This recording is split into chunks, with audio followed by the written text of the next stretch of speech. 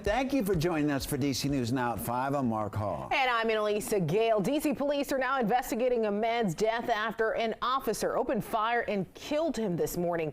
Police say that man was having a mental health crisis. And they also say that he was on his way to the hospital when he assaulted a paramedic.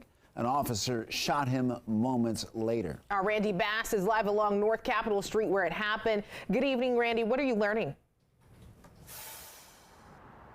Yeah, Annalisa, Mark, this all started 2 miles across town at around 6:45 this morning when police first got the call for a mental health crisis along Benham Road Northeast. Officers who responded to that scene this morning spent 2 hours with that man trying to intervene in his mental health crisis. Before this all happened, before he agreed to get in an ambulance and get help at a hospital.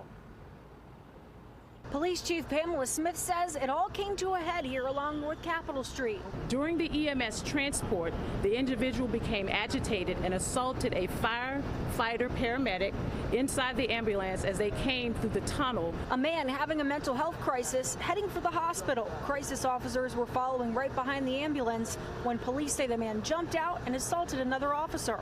Police tried to pepper spray him. They say he ran into traffic, got under a truck, and came back up with some kind of metal object in his hand. We asked him very loudly and very clearly to put the object down, but at that point he decided to attempt to engage our officers. At that time, one of our officers discharged his firearm. Smith says EMS crews tried to save the man, but he died. The same crisis officer who first responded to the call fired the shots that killed him.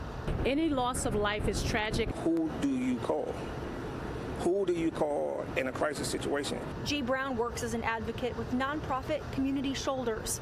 He believes incidents like these can erode public trust in the police. Who do you call? If you call in the police and these are the ones that's going to take your life after talking to you for 2 hours, there was some failures here.